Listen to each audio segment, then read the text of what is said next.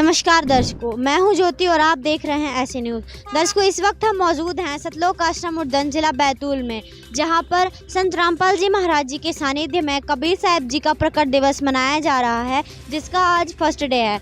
हमने आपको रात की वाली कवरेज में बताया था कि जो संत रामपाल जी महाराज जी का समागम है वो आज से स्टार्ट होगा, और जो तैयारियाँ हो चुकी थी मैंने उस वीडियो में आपसे शेयर की थी। तो आगे हम जानते हैं कि आज जो यहाँ पे समागम चल रहा है उसमें यहाँ पर क्या व्यवस्थाएं की गई हैं।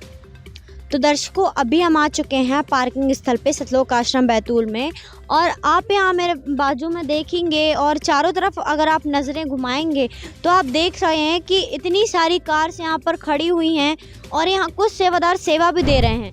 तो आइए उनसे जानते हैं कि यहाँ पर जो गाड़ियाँ खड़ी हैं कितना रुपए देना पड़ रहा है जो यहाँ पर गाड़ियाँ खड़ी करके व्यक्ति जा रहे हैं। तो क्या नाम है सर आपका? लक्ष्मीदास। सर, आप हमें ये बताइए, जो यहाँ पे कार खड़ी हैं, इतनी सारी गाड़ियाँ खड़ी हैं, इतनी मतलब गाड़ियाँ खड़ी करने का आप कितना पैसा लेते हैं? कुछ नहीं लेते, यहाँ पैसे नहीं लेते, इसको उनकी सुरक्षा करते हैं कि जो कोई नुकसान न करे उनकी गाड़ियों की। सर, आप इतनी धूप में यहाँ पर खड़े हैं तो आपका कोई पैसे वगैरह मिलते होंगे? नहीं, कुछ नहीं मिलता, कुछ नहीं, परमात्मा की कृपा से कुछ नहीं मिलता है, बस फ्री सेवा। धन्यवाद। तो दर्शकों, अब हम अंदर की तरफ जा रहे हैं, लेकिन हमें जो साइड में यहाँ पे कुछ लोग देखने को मिल रहे हैं जिनके हाथ में ये गीता तेरा ज्ञान अमृत और ज्ञान गंगा बुक है। तो हम जानते हैं कि ये ज्ञान गंगा बुक यहाँ पर क्यों सेल कर रहे हैं, क्योंकि जो ज्ञान गंगा है वो सोशल मीडिया पे काफ़ी मतलब चर्चे में रहती है, काफ़ी पॉपुलर बुक है। जानते हैं यहाँ पे किस लिए यहाँ पे ये सेल कर रहे हैं। तो नमस्कार सर। सत साहिब। सर, आप यहाँ पे जो ये ज्ञान गंगा बुक है आप इसको यहाँ पर क्यों सेल कर रहे हैं?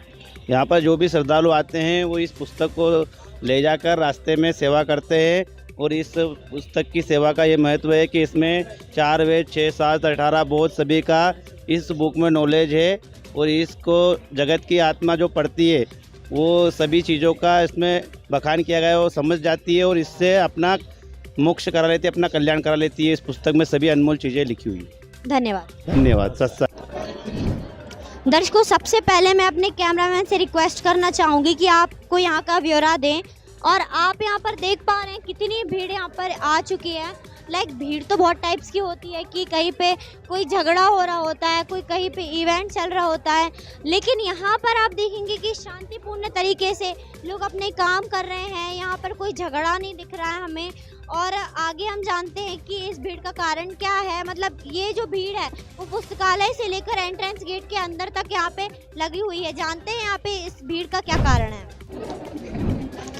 तो दर्शकों, हम पुस्तकालय के सामने आए तो हमने यहाँ पे देखा कि यहाँ पर भी काफ़ी सारी भीड़ एकत्रित है, और अब हम जानते हैं कि इस भीड़ का क्या कारण है।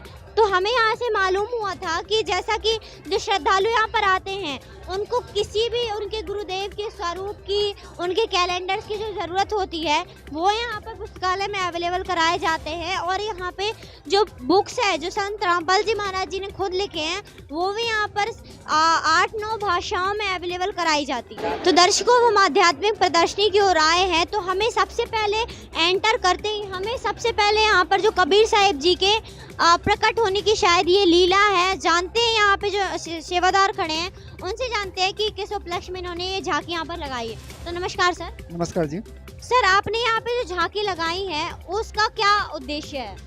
जी, इस झांकी के माध्यम से दर्शाया गया है कि जब कबीर साहब जब कलयुग में लीलामय रूप में जब प्रकट हुए थे तो वो काशी शहर में जो गंगा जल जो ओवरफ्लो होकर जो बहता था उस तालाब को लहरतारा नामक तालाब बोलते हैं। उस तालाब में कबीर परमात्मा ब्रह्म मुहूर्त में सुबह सुबह प्रकट हुए थे, और यही प्रत्यक्ष दृष्टा यहाँ पे देख रहे हैं आप। ऋषि अस्तानंद जी इसके प्रत्यक्ष दृष्टा थे कि कबीर परमात्मा यहाँ पे प्रकट हुए थे।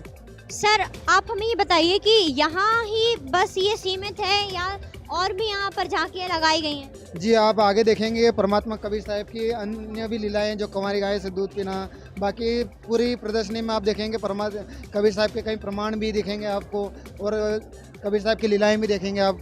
बहुत सी आगे लगाई रखी है। धन्यवाद। धन्यवाद जी। तो दर्शकों, आप यहाँ पर देखेंगे कि जो संत रामपाल जी महाराज जी के अनुयायी हैं उन्होंने झांकियाँ तो बहुत सारी लगा रखी हैं, हम आपको सबका ब्यौरा नहीं दे पा। तो दर्शकों, अभी हमारे साथ एक दादाजी जुड़ चुके हैं जिन्होंने संत रामपाल जी महाराज जी से कुछ ही समय पहले नाम दीक्षा ली है। आइए उनसे जानते हैं कि उनके क्या अनुभव हैं। जब हमें पता चला कि उन्होंने अभी अभी नाम दीक्षा ली है तो हम उन्हें ऐसे न्यूज़ की केबिन में लेके आ गए हैं। अब उनसे जानते हैं। तो सर, क्या नाम है आपका? काशीराम। सर, आपको संत रामपाल जी महाराज जी के बारे में कहाँ से पता चला? ये जगदीश साहब ने यहीं रे वो भगत नहीं उन्हें की बे बात हम चारों तुम्हारी तकलीफ हो जा घड़ी घड़ी तो। सर, आपको जो लोग देख रहे हैं आप उनको क्या बोलना चाहेंगे? भाई ठीक ठाक होना, ये बीमारी नहीं आना, परमात्मा की सेवा ले लूँ तो यह है हमारी सुखी आत्मा हो जा। धन्यवाद। दर्शकों, अब हम उस स्थान पर मौजूद हैं जहां पर संत रामपाल जी महाराज जी के सानिध्य में जो गरीबदास जी महाराज जी की अमरवाणी का अखंड पाठ होता है। आप मेरे पीछे वहां देखेंगे तो वहां पर अखंड पाठ चल रहा है। और एक चीज़ और हमें यहाँ देखने को मिल रही काफ़ी सुंदर सी, कि यहाँ पर हमने प्रदर्शनी में देखी थी तो वो झांकी उन्होंने बहुत सुंदर बनाई थी। बट आप यहाँ देखेंगे तो यहाँ पर भी बहुत सुंदर झांकी उन्होंने बनाई है। और यहाँ पर रात में लाइट्स भी ऑन की जाती हैं। आप पूर्ण ब्रह्म वाला दरबार देखेंगे तो वो भी बहुत सुंदर तरीके से इन्होंने डेकोर किया है। और उस तरफ जो है वो जो भगत यहाँ पर उपस्थित हैं उनका पाठ वहाँ चल रहा है। और उस तरफ भी काफ़ी सुंदर सी यहाँ झांकी बनाई गई है, आप वहाँ भी देख सकते हैं। तो बहुत ही सुंदर यहाँ पे संत रामपाल जी महाराज जी के सानिध्य में जो भंडारे अक्सर होते हैं उनमें दरबार साहिब को बहुत ही सुंदर तरीके से डेकोरेशन से सजाया जाता है, बहुत ही अच्छे से डेकोर किया जाता है। तो दर्शकों, अभी इस वक्त हम मौजूद हैं मेडिकल चेकअप में, जहाँ पर मेडिकल चेकअप हो रहा है। वहाँ कुछ सेवादार बैठे हैं, आइए उनसे बात करते हैं। तो नमस्कार सर। नमस्कार जी, नमस्कार सर, क्या क्वालिफिकेशन है आपकी? जी, मैंने BMS किया हुआ है। सर, आप यहाँ पर किस चीज़ की सेवा देख रहे हैं? हम लोग यहाँ पर गुरुजी के आदेश अनुसार फर्स्ट एड की सेवा देखते हैं। सर, अगर जैसे आपके पास कोई बड़ा मरीज आ गया, मतलब जैसे किसी को कैंसर है, किसी को TB है, आप उसकी दवाइयाँ उपलब्ध नहीं करा पाते तो आप उसे कैसे संभालते हैं उस सिचुएशन को? उस सिचुएशन को समझने के बाद तुरंत उसे आश्रम की गाड़ी है, एम्बुलेंस की सुविधा मालिक की ओर से कराई गई है, तो उसको तुरंत जिला अस्पताल रेफर कर दिया जाता है। सर, आप जैसा आपने बताया कि आप उसे जो बस है, मतलब जो एम्बुलेंस बस होती है, उसमें आप उसे रेफ़र कराते हैं, तो उसके कुछ पैसे देते होंगे जो मतलब श्रद्धालु उसमें जाएंगे? नहीं, सारी व्यवस्थाएं गुरुजी की ओर से फ्री ऑफ कॉस्ट हैं, सारी व्यवस्थाएं निःशुल्क हैं। मतलब आप यह भी कहना चाह रहे हैं कि मतलब जो दवाइयाँ आप उपलब्ध कराते हैं यहाँ पे वो भी फ्री हैं? बिल्कुल, सारी व्यवस्थाएं गुरुजी की ओर से निःशुल्क हैं। धन्यवाद।